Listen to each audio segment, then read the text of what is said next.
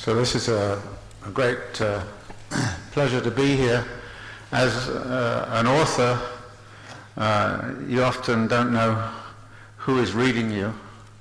So it's great to come here in Turkey and find out that people actually read what I write. And it's a great pleasure to see so many of you here. As some of you may know, one of my projects right now is to put the lectures on Marx's Capital on the web, and we're now putting the lectures on Volume 2. Volume 2 of Capital is one of my favorite books, even though it's probably the most boring book that Marx ever wrote. And it's my favorite book in many ways because it's there that he starts to define how capital creates its own space and time. It's also the book where he talks about transportation and fixed capital and turnover times.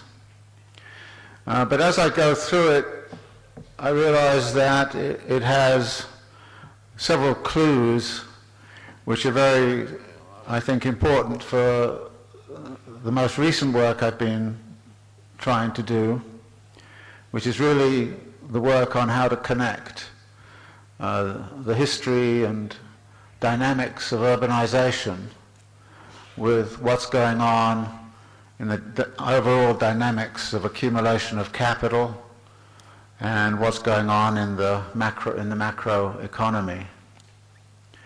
And there's one piece of the story in Volume 2 which I think is very intriguing, and I've been thinking about it, so I want to share it with you. At one point, Marx builds a very, very simple model. He does this sort of thing. He creates a very simplified version of the world in order to understand something which is of critical importance. And the simplified model he makes goes something like this. He said, imagine you live in a world where there are only two classes, workers and capitalists. What's the relationship between demand and supply in that world when there is accumulation occurring? And he points out immediately that there is an imbalance in demand and supply. The demand is set by capital as it invests in means of production, machinery and all the rest of it, and as it purchases labor power. So that's the total demand which is released into the economy at the beginning of a day, say. But at the end of the day, if capitalist is doing his or her job right, they end up with surplus value. So the supply at the end of the day is going to be equivalent to the amount spent on reproducing the original means of production, the amount that the laborers are consuming from the wages, and the surplus value. In his notation, the supply equals C plus V plus S. The demand is C plus V. So he then asks the question, where does the extra demand come from to absorb the surplus value that is produced at the end of the day? Can it come from the laborer? Clearly, that is impossible. Furthermore, the more you repress wages and the more you exploit labor power, the bigger the gap becomes between the amount of demand you've released and the supply you've created. So Marx says there's only one class that can actually solve that problem, and that's capital, which creates a very peculiar economy. But capital has to supply the effective demand to absorb the surplus value which is extracted from the workers. And then Marx kind of says, well, in the long run, of course, to the degree that the wealth of the capitalist is extracted from the workers, then eventually the workers are supplying the capitalist with the wherewithal to cover the gap. So it's capitalist consumption which actually gives the extra demand needed to absorb the surplus value. But capitalists consume in two ways. They consume as individuals, necessities and luxuries, but they also engage in something called productive consumption. And productive consumption is the reinvestment of part of their surplus in new means of production, new labour power. So, to cut a long story short, the way in which you balance supply and demand in that economy, as Marx lays it out, is that the capitalists use the extra demand which they create the day after to mop up the surplus value they produced the day before. In other words, it's the continuous expansion of the system which permits the difference between demand and supply to be covered. And that in itself is a kind of interesting story, except when you look at it, you find out there's a time gap here between when the demand comes into being and when the supply comes online. And the only way you can cover that time gap is to engage in the famous capitalist practice of buying now and paying later. In other words, you operate on credit. Now this is a crucial finding, because it turns out when you take that argument a little bit further, you find that the accumulation of wealth on the part of the capitalist class depends entirely on the accumulation of debt. And actually, it's very interesting to look at global debt figures throughout the history of capitalism and match them with global growth figures. Now, there's a lot of chatter in my part of the world these days about how terrible it is to have all of this debt. And we've got to stop creating all of this debt. And the Republican Party is particularly fierce about trying to get rid of all of this debt. But if Marx's argument is correct, if you get rid of all of the debt, you actually end capitalism. So I wrote a nice little piece for the Wall Street Journal suggesting that in the event this happened, the Republican Party might do a better job of ending capitalism than the workers' movement has ever done. Of course, the Wall Street Journal didn't publish it, but you can find it on my website. Now, I get into this because this has a lot to do with the temporality of capital accumulation. And one of the arguments I've been making for a long time is part of this productive consumption which is going on involves investment in the built environment. And so I've argued that for a long time the demand-supply problem, the tendency to overaccumulate capital problem, is resolved by surges of surplus capital into the urbanization process.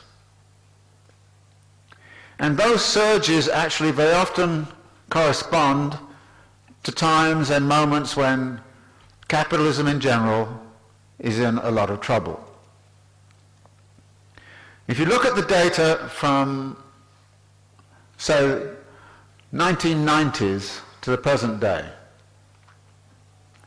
you would see surplus capital flowing very strongly into various activities. In the 1990s, we had the high-tech bubble, the new economy. You had these strange companies that you thought were actually producing electricity, but were in fact just producing debt. And some of them went bankrupt in 1998. And there was a stock market crash, 2000, 2001. And the surplus capital seemed to have nowhere else to go, except into the property market. So what you start to see in the United States and also in various other parts of the world is a rapid switch of capital flows into the property market. Commercial property, housing, infrastructure, and all the rest of it. That flow was facilitated by another peculiar feature of the supply and demand for those kinds of products. A financial institution will lend to a developer, and the developer will build tract housing outside of San Diego. Then the developer will need to sell the housing to somebody. So what happens is the same financial institution that has lent the money to the developer lends money to the buyers. So that indeed demand and supply can be balanced, except the developers take their money at the outset and go home with it, and then it is the buyers who have to pay off the housing through a housing mortgage owed to the financial institution. What that then also presumes is that the people who have been lent the money have enough to pay off the mortgage. And what we saw in the 1990s was that that was no longer actually always the case. So under President Clinton, there began a program to make mortgage finance available to low-income populations, and particularly minority populations, African Americans, Hispanic immigrants, and the like. That program came a little bit to a stop in 2000, 2001, but under the Bush presidency, it boomed again. And increasingly, of course, we know the phenomena. More and more money was being lent to people with almost zero credit rating, very low income streams, in order to keep the whole boom going. And of course it kept booming because property prices were going up. And as property prices went up, so more people wanted to get into the housing market. And so we get this boom in housing, which suddenly comes to an end in 2007, 2008. This process was not only happening in the United States. It was also happening in Spain, it was happening in Ireland, and various other parts of the world. Even in the United States, it was not happening everywhere. The crisis had its epicenter in the southwest of the United States, Southern California, Arizona, Nevada, and the other side of the continent, Florida and Georgia. If you took away those markets, there would have been no massive crisis of the sort that we saw. So this is, if you like,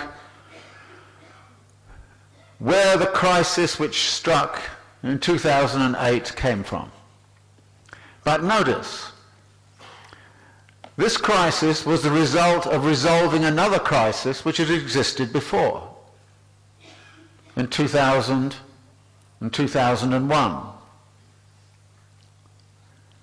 And if you go back even further, you suddenly see a whole pattern where housing and commercial property and physical infrastructures are the vehicle whereby capital gets out of crises and gets back into them again. There's a wonderful statement that came out from the San Francisco Federal Reserve Bank which said, you know, when we look back, we see that in the United States we have one very important way in which we resolve crises. We build houses and we fill them with things. That is, the effective demand, which is mopping up the surplus at the end of the day, comes out of that process, building houses, filling them with things.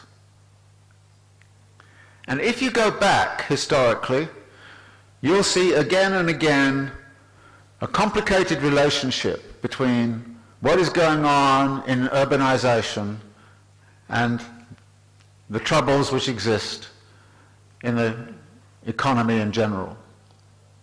But the astonishing thing is that nobody really has looked at it very closely. Only recently have people gone back and looked at what happened in the United States in the 1920s. In the 1920s, there was a similar boom in the property market. A huge increase in property prices, speculative activity in commercial property, and particularly in New York and Chicago, and also in Florida. That boom came to an end precisely 1 year before the total stock market crash of 1929. And that, of course, led into the Great Depression. So what we see is actually a housing component and a property market component of what triggered the Great Depression. If you look around the world, you see there was a tremendous boom in the Japanese economy. If we were talking about the global economy in this room in the 1980s, we would have said Japan is the place to look. It's the hegemonic economy. It's really driving very fast. And suddenly it all collapsed in 1991. And why did it collapse? Land prices. Around that same time, Sweden had to nationalize its banks because of speculative activity in housing markets. In 1973, there was a global crash in property markets that triggered a lot of the difficulties that occurred in the Western economies during the 1970s. And led actually into a crisis of municipal finance that led New York City, which then was about the 10th largest public budget in the world, to go technically bankrupt in 1975. So what I'm stressing here is this strong association between capital accumulation. And the big one is this, that before World War II in the United States, the rate of new housing construction stood at the level of around 500,000 units a year, with considerable fluctuations up and down. After World War II, it averaged 1.5 million a year. What saved the US economy from going back into depression in 1945, armed as it was with a much expanded productive capacity given the war effort, armed as it was also with a vast increase in the labor force, because women had been brought into the labor force, what got the United States out of the prospect of another Great Depression in the 1940s, 1950s, was suburbanization. And boy, was suburbanization about building houses and filling them with things. You've seen all those movies, you know, of life in suburban life in the 1950s and 1960s. The refrigerators, the swimming pools, the tremendous demand that was associated with the suburban lifestyle. But that demand was also backed up by something else, which was rising incomes for the working classes, for a serious segment of the working class at least, mainly the white unionized working class, which meant that they could actually afford the suburban lifestyle. But that was also matched by all of those reforms which were put in place in the 1930s to try to stimulate the housing market. And these reforms involved the creation of new financial institutions, so money could flow easily into the housing system and into property development. And those reforms also ensured housing against default. At the same time as this was going on, there was a campaign to talk about the American dream. So all the soldiers coming back from World War II were saying, you've come back and you fought for freedom, and the freedom for you is embodied in the American dream, which is having your own house, home ownership in the suburbs. And as they talked about that American dream, they casually said on the side, of course, this is going to help pacify a potentially restive population, make them all favor capitalism. There was a famous phrase which was used in the 1930s. Debt-encumbered homeowners don't go on strike. They don't create trouble.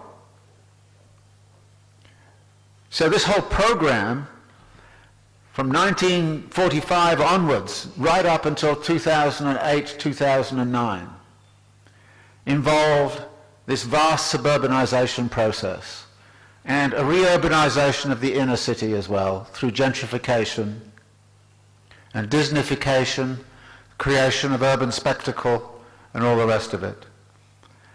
In other words, the transformation in urban lifestyle played a very important political role, because the suburbanites all vote for the Republicans. The suburbanites start to forget about the city as a whole and think about the security of their own little gated community. So it fragments the politics of the city. It creates a socially pacified world at the same time as it deals with that foundational problem that Marx had mentioned about how to match demand and supply on a continuous basis over time. Well, it all fell apart in 2008. For the first time, when you get to 2009, the rate of home ownership, the home construction, has fallen back into the same level of the 1930s. In other words, the suburban solution is over.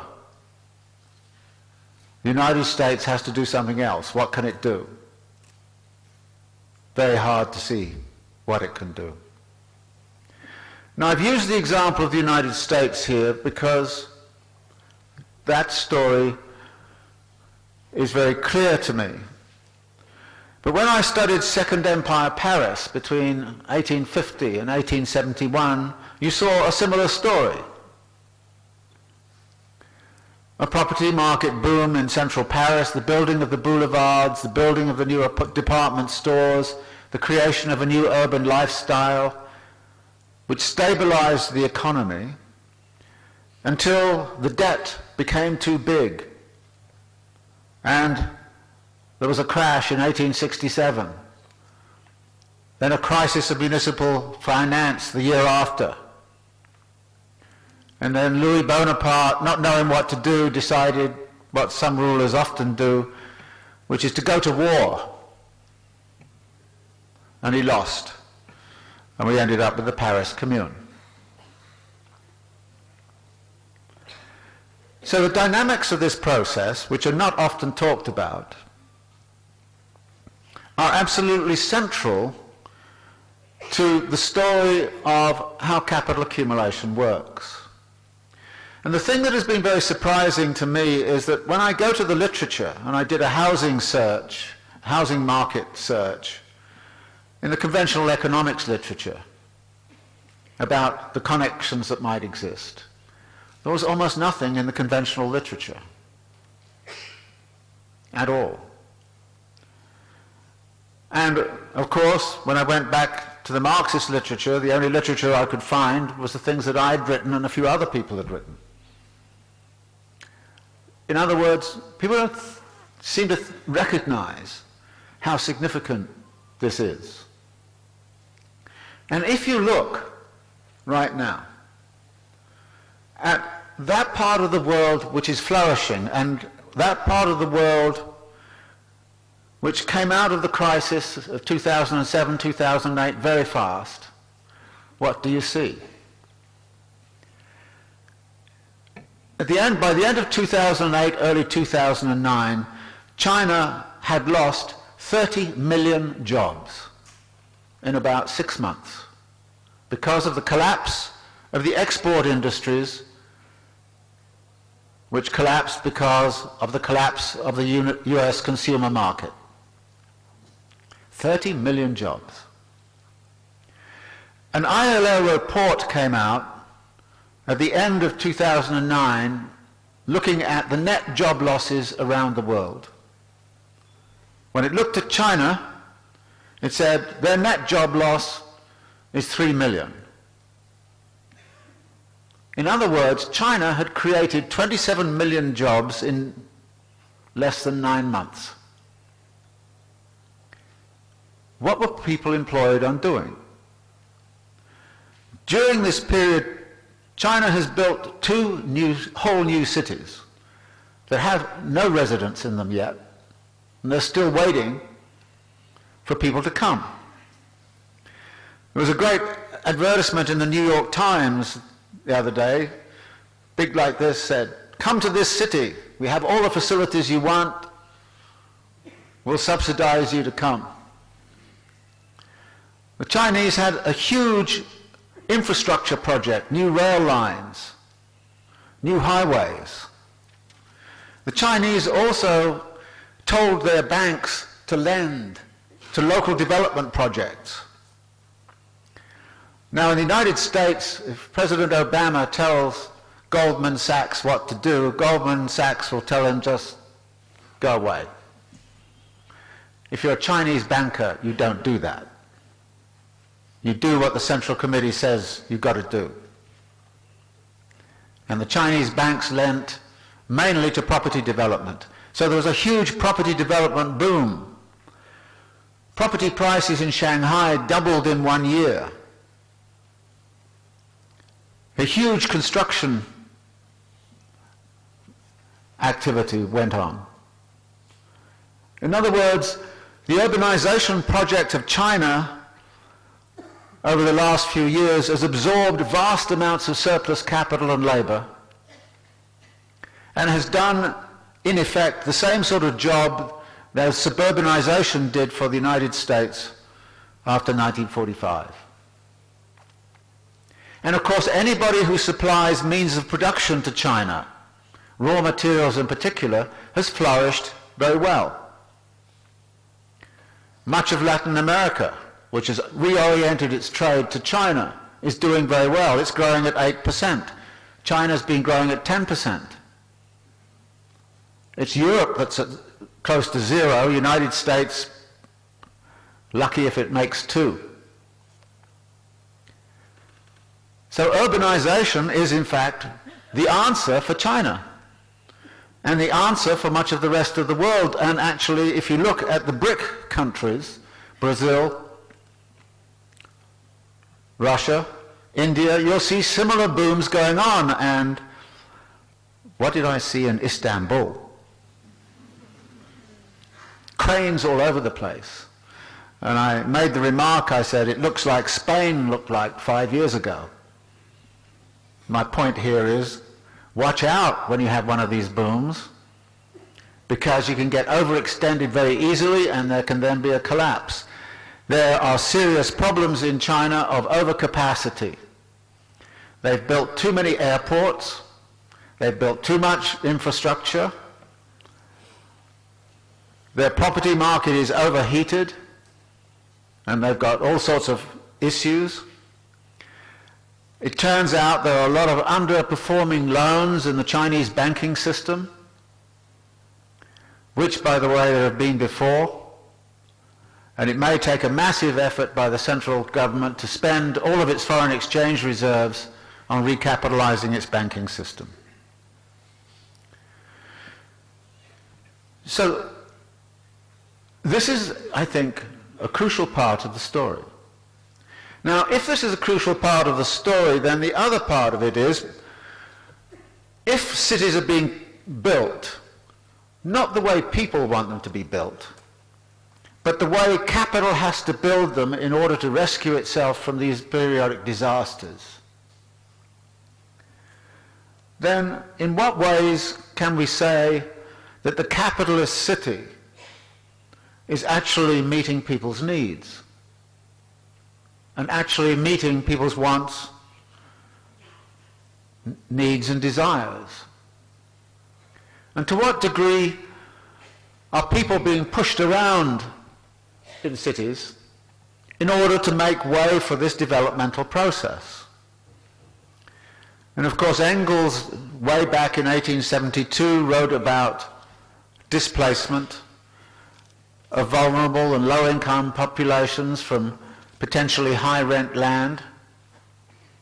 And he wrote that in 1872, and it shocks me that people are still surprised it's still happening. But you say this is the central form that capitalist urbanization takes. Which then brings me to the question, to what degree are all of these struggles that we see by social movements in the cities part and parcel of what we might call an anti-capitalist agenda? And to what degree, if we think in anti-capitalist terms, do we have to say that the city has to be one of the big questions that has to be inserted into the discussion? When you look back, you find all kinds of urban struggles that have gone on, some of which have led into revolutions. 1848, a revolution in Paris. But the interesting thing here, it wasn't only in Paris, it was also in Milan and Frankfurt and Vienna. In other words, there was a revolutionary movement that spread through the urban network. 1968 wasn't only Paris, it was Chicago, it was Bangkok, it was London. One of the phenomenal events in recent history was a day, February the 15th of 2003, when there were 3 million people on the streets of Rome, 2 million on the streets of Madrid, 2 million in Barcelona, 1.5 million, maybe 2 million in London. Protests in something like 280 cities around the world against the prospect of going to war with Iraq. It was the urban network. The Occupy movement very recently had lots of little kind of boom through the urban network. In the 1960s, there was a generalized urban crisis in the United States where about 40, 50 cities in the United States saw urban uprisings in the wake of the assassination of Martin Luther King. In other words, the city is not only a site where class struggle, and revolutionary activity occurs, it's also one of the stakes in revolutionary action. Because one of the stakes, which was very important in 1968, for example, were the qualities of urban life. And interestingly, in the United States, a lot of what happened in 1968 was a revolt against the suburbs. The feminist movement called the suburbs the place with no name, in which women were trapped into a certain lifestyle which was horrendous. Suburban youth were bored. They'd seen a few European cities and said, let's have a different quality of urban life. Let's have sidewalk cafes and things like that. So the struggle is often over the qualities of urban life. But I have a lot of Marxist friends who tell me they're not really class struggles. They're just urban social movements. Class struggles really occur in the factory. The proletariat exists in the factory. And they're all depressed in the United States because the factories have disappeared. So you have to say to them, well, if you want to find the proletariat, go to China. But actually you have a proletariat that is making and remaking daily life in the city. And they're actually producing value. Go read Volume 2 of Capital. Transport workers produce value. All of those truck drivers delivering things around these cities are producing value and creating surplus value. Let's organize the truck drivers. And if you can organize the truck drivers, it's a very effective way of getting people's attention. When there have been major transport strikes, it's a very, very good way to draw people's attention. Taxi drivers. Well, we have an organization of taxi drivers in New York now. Very interesting to see what happened when that organization starts to become militant. So the city then becomes, as it were, the site and the stake in a lot of struggles which are class struggles. So I say to my Marxist friends, why don't we redefine the proletariat as all those people who are contributing to the production and reproduction of urban life? And then why don't we think about how to organize that proletariat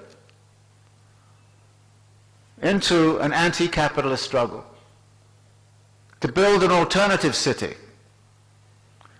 a city that is not defined by the requirements of capital accumulation forever, but a city that is defined by the use values and the facilities which are going to contribute democratically to a decent life for everyone.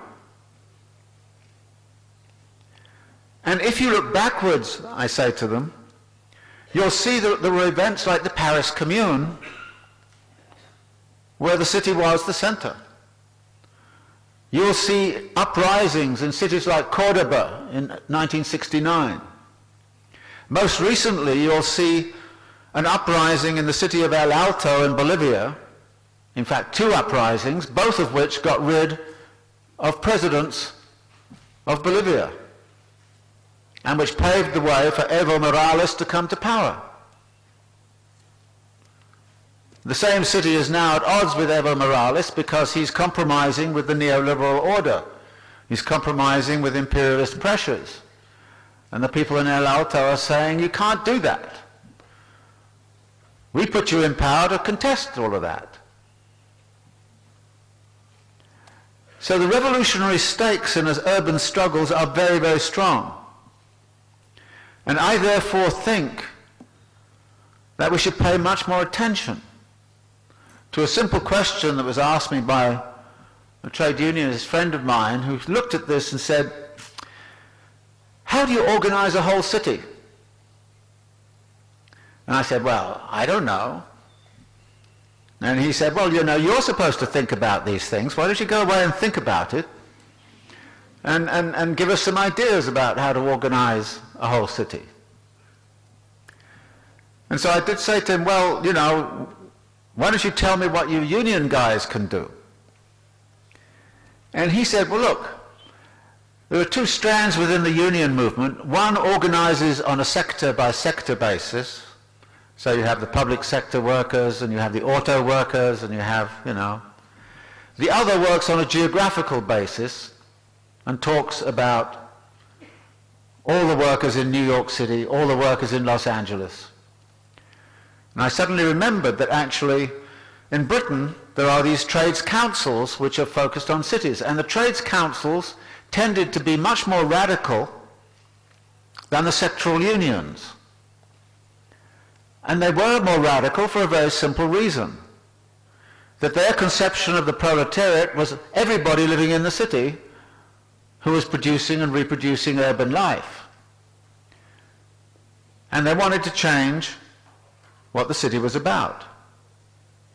Whereas the sectoral units just looked after their own membership. We get a better deal for our members, and that's it. Okay, we have alliances with other unions, but nevertheless our fundamental mission is simply our members in this particular class of worker. So we talked about this and said, well, we should really emphasize to the union movement that they should pay far more attention to territorial organization. And territorial organization that is not simply about work-based questions, but is also about living space questions. Because it then turns out that in the history of labor struggles, those struggles which survive best and can be most victorious always involve an alliance between the workers in the factories and the people in the neighborhoods around the factories. We see this in Argentina right now. Factories were taken over in 2001, 2002 by many workers. But the workers threw the factories open and turned them into cultural centers and educational centers for the whole neighborhood. And so there's great solidarity between the workers in the factory and everybody who lives around. And now that the Argentinian economy has recovered, the original owners come back and say, we want our factory back, or we want to take all of our machinery out of the factory. And as soon as they come down, the whole neighborhood assembles and says, you're not going to do it. So they're stopped from doing it. And when you go back and you look at the history of labor struggles and look at the role of neighborhood support, you find it is that unity between the workplace and the living place which becomes crucial in the study, in the struggle. Now this is one of the things, again, that I try to educate people to, so they then start to think, okay, it is possible to organize a whole city. It is possible to start to put clear demands on the transformation of urban life, transformation of urban life which is much more egalitarian, transformation of urban life which is going to deal with social inequality, transformation of urban life that is going to deal with the failures of delivery of public services. Those are all possible agendas which can be blended together within an anti-capitalist struggle. Now then the big question is, why should we think in terms of an anti-capitalist struggle? Why don't we just think of a series of reforms within capitalism? And my answer to that is, I think, quite simple. Capitalism is about growth. It's about compounding growth. 3% compound growth forever is what capital demands. 3% compound growth from now on in is becoming increasingly difficult to maintain. And you can see by the speed with which many parts of the world are being transformed, the speed of urbanization in China, the speed of growth of Istanbul, the speed of growth. Can you imagine that speed of growth continuing for another 100 years? God, what would the place look like? You have to start thinking about a zero growth economy down the line, and a stable economy, and an urbanization process that actually fits that stability. And again, that would say to me that the city is the locus of a crucial set of struggles, and those struggles are about the city and for the city, not simply located in the city. Okay, let me leave it there. Thanks very much.